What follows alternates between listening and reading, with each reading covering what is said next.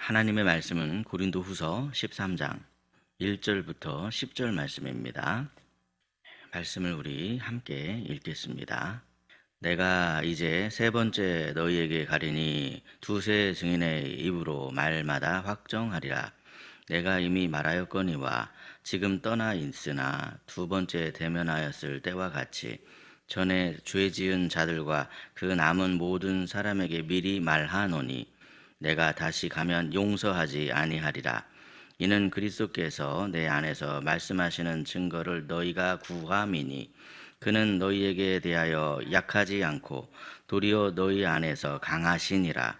그리스도께서 약하심으로 십자가에 못 박히셨으나 하나님의 능력으로 살아계시니 우리도 그 안에서 약하나 너희에게 대하여 하나님의 능력으로 그와 함께 살리라. 너희는 믿음 안에 있는가? 너희 자신을 시험하고 너희 자신을 확증하라. 예수 그리스도께서 너희 안에 계신 줄을 너희가 스스로 알지 못하느냐? 그렇지 않으면 너희는 버림받은 자니라. 우리가 버림받은 자 되지 아니한 것을 너희가 알기를 내가 바라고 우리가 하나님께서 너희로 악을 조금도 행하지 않게 하시기를 구하노니 이는 우리가 옳은 자임을 나타내고자 함이 아니라 오직 우리는 버림받은 자 같을지라도 너희는 선을 행하게 하고자 함이라. 우리는 진리를 거슬러 아무것도 할 수 없고 오직 진리를 위할 뿐이니 우리가 약할 때에 너희가 강한 것을 기뻐하고 또 이것을 위하여 구하니 곧 너희가 온전하게 되는 것이라. 그러므로 내가 떠나 있을 때에 이렇게 쓰는 것은 대면할 때에 주께서 너희를 넘어뜨리려 하지 않고 세우려 하여 내게 주신 그 권한을 따라 엄하지 않게 하려 함이라. 아멘. 오늘도 이른 새벽에 주께서 주시는 은혜를 사모하여 주님 앞으로 나오신 사랑하는 여러분에게 하나님께서 예비하시고 부어주시는 은총이 가득 넘치시는 하루가 되시기를 간절히 소망합니다. 오늘 본문의 말씀은 고린도 교회를 향한 매우 단호한 말씀으로 시작을 합니다. 왜 이렇게까지 심한 말을 하고 있는가 하는 그런 의문이 들 정도이죠. 그러나 이 고린도 교회의 내막을 알고 보면 오히려 이 바울이 하고 있는 이러한 말들이 사랑하고 있기 때문에 하는 말이요, 또 이들을 포기하지 않기 때문에 하는 말이다라는 것을 우리가 알게 됩니다. 첫째로 우리는 본문의 말씀을 통해서 회개 없는 용서가 오히려 공동체의 거룩을 이루는데 독이 될 수 있다라고 하는 것을 깨닫게 됩니다. 오늘 본문 1절을 보시면요, 바울은 세 번째로 고린도 교회를 방문하겠다 이런 말씀을 하고 있죠. 그런데 2절을 보시면 이런 표현이 나오고 있습니다. 내가 다시 가면 용서하지 않겠다. 바울은 왜 이렇게까지 말하고 있는 것일까요? 당시에 이 고린도 교회 안에는 고린도 교회를 어지럽히던 거짓 교사들이 있었습니다. 그들이 들어와서 교회를 마구 어지럽히며 흔들어대는 문제가 있었더라는 것이죠. 물론 어떤 분들은요, 사랑이라고 하는 그 이름으로 그냥 덮어두자 이런 이야기를 하는 사람도 있을 것이고, 평화라는 이름으로 침묵하자 이런 말을 하는 사람이 있을지 모르지만, 그러나 여러분, 마냥 덮어둔다고 해서 죄의 영향력이 저절로 그냥 사라지는 것이 아니라는 겁니다. 가만히 침묵한다고 해서 거룩해지는 것이 아닙니다. 교회는 거룩한 공동체, 하나님께 붙어 있으려고 하는 사람들의 모임이라고 그렇게 정의를 내릴 수가 있는데, 특히 이 복음에 대해 거짓말하는 죄를 그냥 그대로 방치해두면 어떻게 되겠습니까? 복음이 더럽혀지게 된다는 거예요. 결국 이 공동체 전체가 죄로 물들게 되는 그러한 어려움을 겪을 수밖에 없습니다. 이에 바울은 1절에서 두세 증인의 입으로 말마다 확정하리라 그랬습니다. 이 두세 증인의 입으로 말마다 확정한다. 두세 증인을 왜 말씀하고 있습니까? 단순히 감정으로 징계하지 않겠다 이러한 표현입니다. 근거 없는 소문으로 판단하지 않겠다 그런 뜻이죠. 분명한 사실 위에 공동체의 질서를 바로 세우겠다 그런 의미를 담고 있습니다. 이처럼 거짓 교사에 대한 권징은 단순히 인간적인 감정에 의한 복수 이런 것이 아닙니다. 분풀이도 아니라는 거예요. 거룩함을 지키기 위한 마지막 울타리입니다. 우리는 항상 회개 없는 이 용서의 길은 건강한 공동체의 길이 아니다 하는 것을 깨닫고 있어야 됩니다. 복음을 대적하는 죄를 죄라고 말하지 않는 사랑은 진정한 사랑이 아니라는 거예요. 복음을 대적하는 죄를 그냥 가만히 내버려 두면 안 됩니다. 결국 그 죄는 공동체를 무너뜨리기 때문에 그렇습니다. 마치 부모가 자녀를 사랑한다면 잘못을 보고도 모른 척하지 않는 것처럼 자기가 잘못했다는 사실을 깨닫게 해주는 것이 진정한 사랑이라는 겁니다. 바울은 고린도 교회를 뜨겁게 사랑했습니다. 그래서 그는 더 단호했더라는 것이죠. 이처럼 사랑이 깊을수록 거룩함에 대해서는 타협하지 않습니다. 성도는 거룩함을 굳게 지키며 그 안에서 서로 뜨겁게 사랑해야 합니다. 거룩함과 사랑 둘 중에 하나만 붙드는 것이 아니라 거룩한 사랑으로 진리 안에서 거룩함을 이루어가는 성도 여러분이 되시기를 예수님의 이름으로 축복합니다.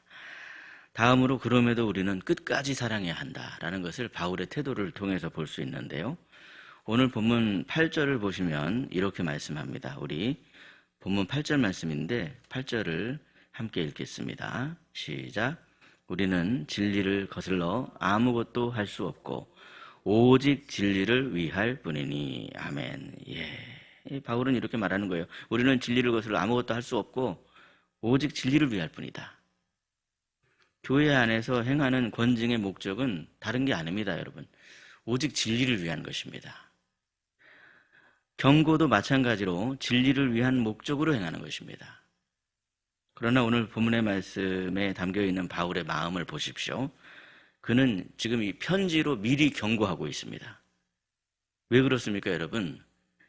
막상 가서 그들을 엄하게 대하지 않기 위해서 10절 말씀에 써 있는 것처럼 막상 가서는 엄하게 대하지 않고 사랑으로 대하기 위해서 징계가 목적이 아니라는 거예요. 회개가 목적이고 회복이 목적입니다. 본문 9절을 보시면요. 바울은 고린도 교회가 온전하여지기를 원합니다. 그는 자기가 내가 이깁니다. 내가 지배합니다. 내가 정죄합니다.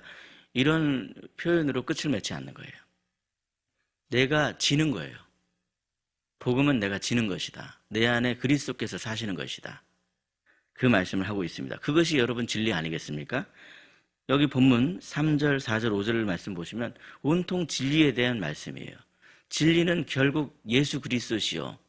진리는 복음이다. 이것을 우리가 알 수 있죠. 우리 5절 말씀을 한번 읽어볼까요? 5절 시작. 너희는 믿음 안에 있는가? 너희 자신을 시험하고 너희 자신을 확증하라. 예수 그리스도께서 너희 안에 계신 줄을 너희가 스스로 알지 못하느냐?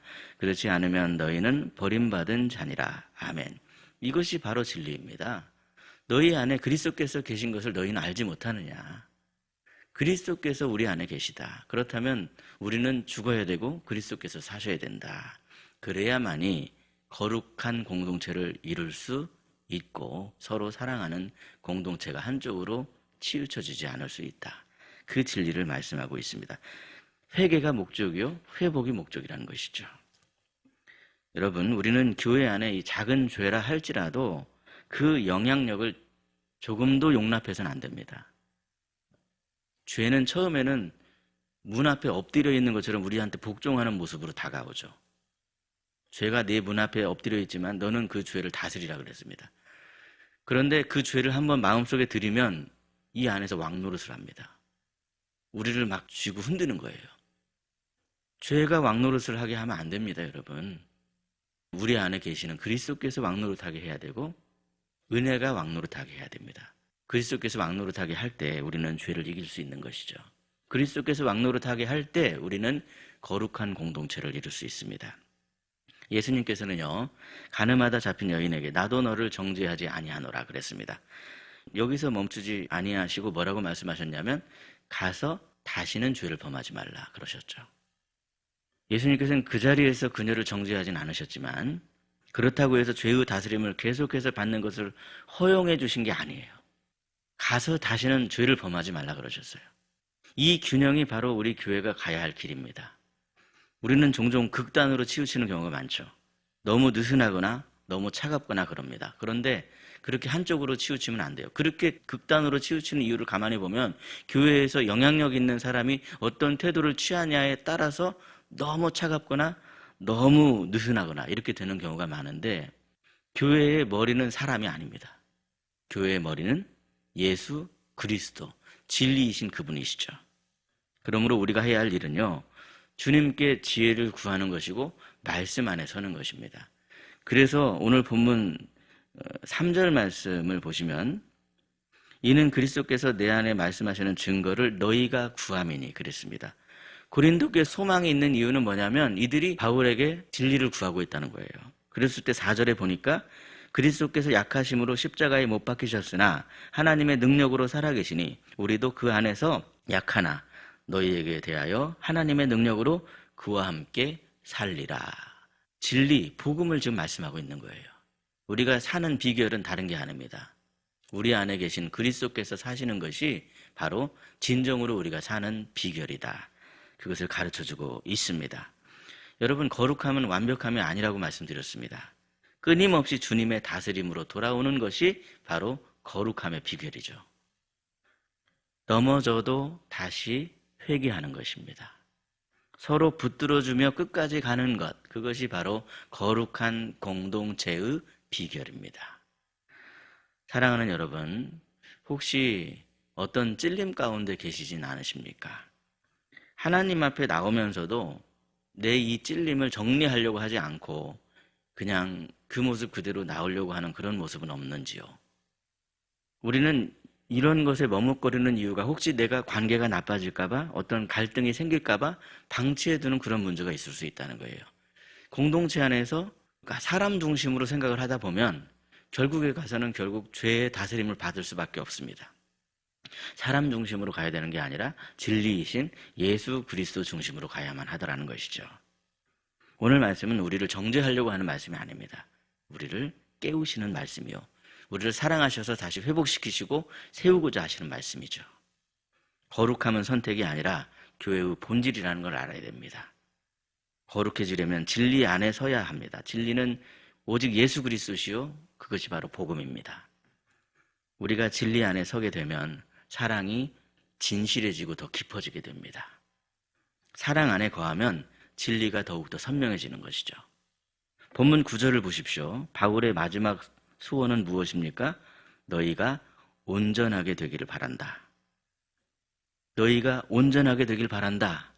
그것이 바로 바울의 마지막 소원이죠. 그것은 저도 같은 마음입니다. 우리 교회가 온전하여지길 원합니다.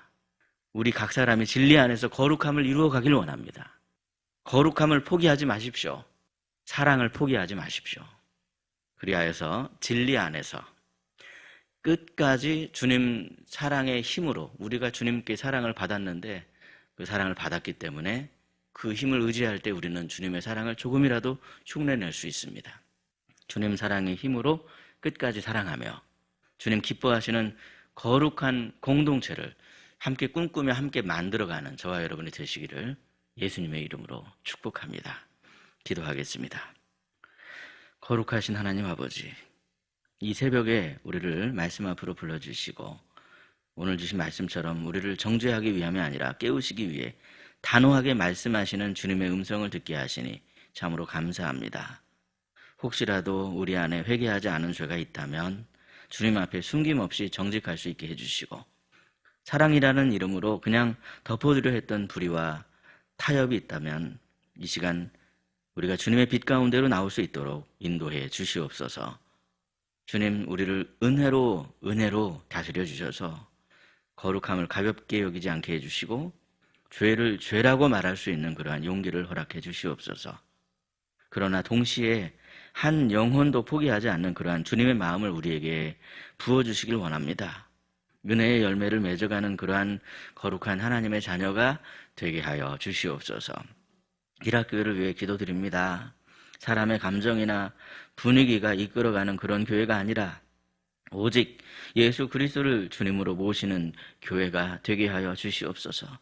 우리 교회가 세상 속에서 타협하지 않는 거룩함으로 바로 세워질 수 있게 해주시고, 동시에 온전하게 되어서 상처 입은 영혼을 사랑으로 품는 따뜻함을 잃지 않는 주님의 몸된 교회가 되게 하여 주시옵소서.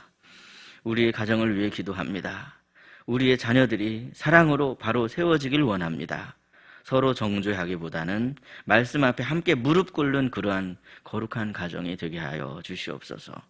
사랑하는 자녀들에게 복을 내려주셔서 진리 안에서 참된 자유를 누리고 기쁨을 누리는 믿음의 사람으로 자라날 수 있게 하여 주시옵소서. 공부와 진로 위에도 주님께서 인도해 주시고 무엇보다도 예수님을 인격적으로 만나는 그러한 은총을 허락하여 주시옵소서.